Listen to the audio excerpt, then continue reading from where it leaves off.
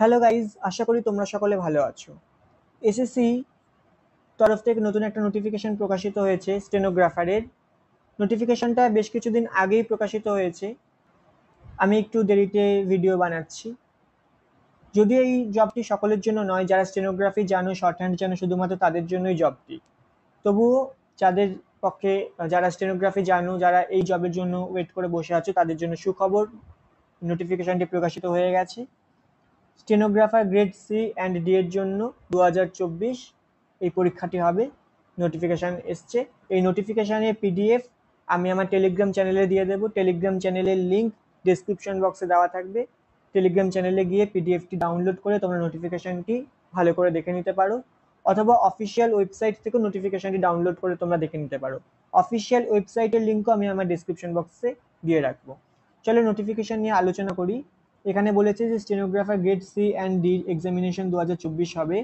Dates for submission of online application, online application submit করা যাবে 26/7/2024 থেকে 17/8/2024 পর্যন্ত, এবং last date and time for receipt of online application last receipt করা হবে 17 আগস্ট 2024 পর্যন্ত, এবং পেমেন্ট করা যাবে 18 আগস্ট 2024 পর্যন্ত। Date of window for application form correction and online payment of correction, যে কারেকশন উইন্ডো সেটা খোলা হবে 27/8/2024 এবং 28/8/2024। Schedule of computer based examination October November 2024 এক্সামটা হবে, কন্ডাক্ট করা হবে। এছাড়া ভ্যাকেন্সি সম্পর্কে বলে দিয়েছে যে অ্যাপ্রক্স 2006টা ভ্যাকেন্সি থাকবে এই স্টেনোগ্রাফারের পরীক্ষাতে। রিজার্ভেশন এসসি এসটি ওবিসিরা যেরকম রিজার্ভেশন পায় সেরকম রিজার্ভেশন পেয়ে যাবে। এবং এখানে আরও বলে দিয়েছে যে ন্যাশনালিটি কী হতে হবে। Nationality citizen of India, Nepal, Bhutan, অথবা এই পাকিস্তান, মায়ানমার, শ্রীলঙ্কা, এখান থেকে যে সমস্ত সিটিজেনরা মাইগ্রেট করে ইন্ডিয়াতে এসেছে, ইন্ডিয়ান অরিজিন, যারা মাইগ্রেট হয়ে গেছে পাকিস্তান, মায়ানমার, শ্রীলঙ্কাতে বা এই সমস্ত দেশগুলিতে, তারা কিন্তু এই জবে অ্যাপ্লাই করতে পারবে। আর এখানে এজ লিমিট বলে দিয়েছে যে এজ লিমিট 1/8/2024 অনুযায়ী কাউন্ট করা হবে, এবং এজ লিমিট হতে হবে কি, যে 18 থেকে 30 বছর এজ লিমিট হতে হবে গ্রেড সি এর জন্য। এবং যারা গ্রেড সি এর জন্য অ্যাপ্লাই করছো তাদেরকে অতি অবশ্যই 2/8/1994 এর আগে যদি তোমাদের জন্ম হয়ে থাকে তারা কিন্তু গ্রেড সিতে অ্যাপ্লাই করতে পারবে না, এবং একইভাবে 1/8/2006 এর পরে যদি তোমাদের জন্ম হয়ে থাকে তাহলে কিন্তু তোমরা গ্রেড সি এর জন্য অ্যাপ্লাই করতে পারবে না।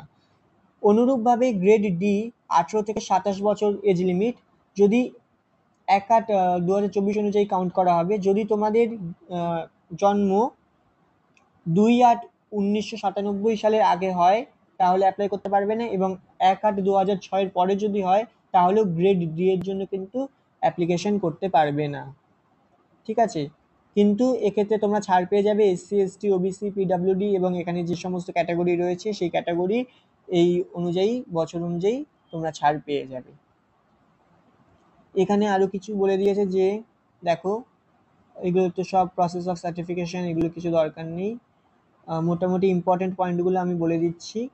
এসেনশিয়াল এডুকেশনাল কোয়ালিফিকেশন কি আছে, 17/8/2024 অনুযায়ী তোমাদের 12 পাস করে থাকতে হবে, অথবা কোনো ইকুইভ্যালেন্ট এক্সামিনেশন পাস করে থাকতে হবে, কোনো একটা রিকগনাইজড ইউনিভার্সিটি থেকে তোমাদের কিন্তু কোয়ালিফাই করে থাকতে হবে।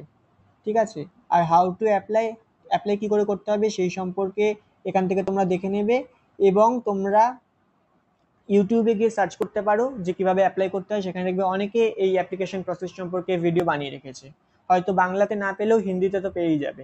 সেখান থেকে দেখে তোমরা সুন্দর করে অ্যাপ্লিকেশন করতে পারবে। অ্যাপ্লিকেশন ফি এখানে বলে দিয়েছে যে 100 টাকা কিন্তু অ্যাপ্লিকেশন ফি লাগবে, তবে ওমেন ক্যান্ডিডেট যারা আছে, SC ST PWD ex serviceman, এদের কিন্তু কোনো রকম পেমেন্ট করতে হবে না। Fee can be paid only by online দিয়ে তোমরা কিন্তু শুধুমাত্র এই ফিটাকে পেমেন্ট করতে পারো। আর উইন্ডো ফর অ্যাপ্লিকেশন কারেকশন করা যাবে 27 তারিখ 28 তারিখ, যেমনটা আমি আগেই বলেছি। এখানে তোমাদের সেন্টার অফ এক্সামিনেশন দিয়ে দিয়েছে। আমরা দেখব ইস্টার্ন রিজিয়নে যে ওয়েস্ট বেঙ্গল থেকে রয়েছে কলকাতাতে তোমরা সেন্টার পেয়ে যাচ্ছ এই এক্সামিনেশনের জন্য। এই ছিল এক্সামিনেশন সেন্টার। আর এখানে স্কিম অফ এক্সামিনেশন দেওয়া রয়েছে, যে এখানে কি এক্সামিনেশনের স্কিম হবে। কম্পিউটার বেসড এক্সামিনেশন হবে, রিজনিং থাকছে 50টা কোয়েশ্চেন 50 নম্বরের জন্য, জেনারেল অ্যাওয়ারনেস থাকছে 50টা কোয়েশ্চেন 50 নম্বরের জন্য, এবং ইংলিশ ল্যাঙ্গুয়েজ থাকছে 100টা কোয়েশ্চেন 100 নম্বরের জন্য।